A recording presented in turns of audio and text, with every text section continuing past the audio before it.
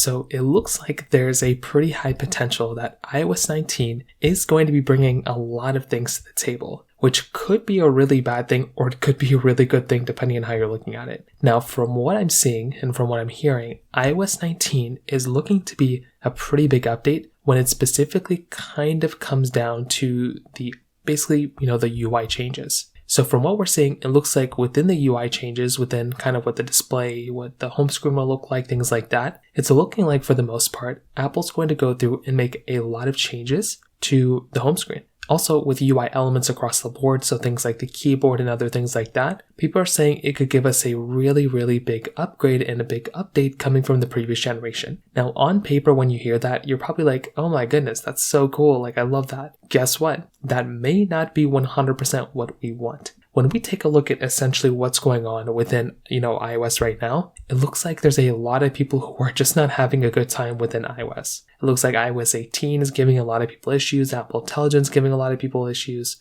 But what's going to cause even more issues, I feel like, is if Apple goes through and makes this a really big update or makes a really big upgrade, if they're not even focusing on the core problems. I feel like this should be an iOS 12 type of update. They should go and fix these types of issues. But here's the biggest thing. If Apple plans on going through and basically making iOS 19 this big UI upgrade, I have a feeling like they're going to cut off a lot of phones. They could potentially, once iOS 19 comes out, if it's not a bug fix update, they could go through and cut off the iPhone XR, iPhone XS, and iPhone XS Max. That's kind of a given. They could also cut out the iPhone 11, 11 Pro, and iPhone 11 Pro Max, and they could also cut out the iPhone SE 2020 model. Those are 7 different iPhones that Apple could go through and just remove like the snap of a finger immediately. And the reason for this one is maybe because from like a performance perspective, from a power perspective, an iPhone like an iPhone, SE2 or an iPhone 11 may not be able to handle iOS 19 if it is making these big UI changes. But also if Apple wants to go through and if they want to,